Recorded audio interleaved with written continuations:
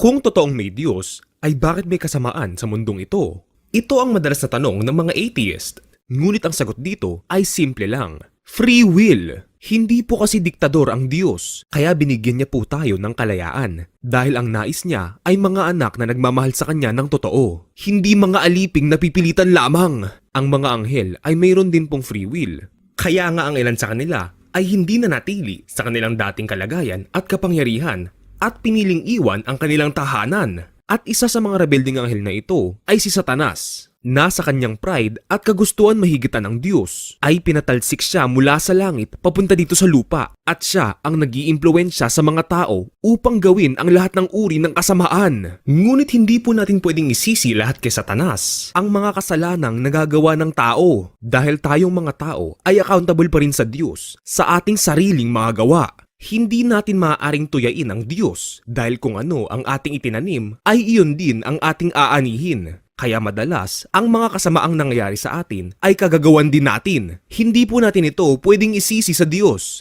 Hindi man po natin maintindihan ang lahat ng bagay, alalahanin lang po natin ang kanyang kaisipay hindi natin kaisipan at ang ating kaparaanan ay hindi niya kaparaanan. Kaya anuman ang nangyayaring kaguluhan dito sa mundo, pakatandaan mo, God is in control.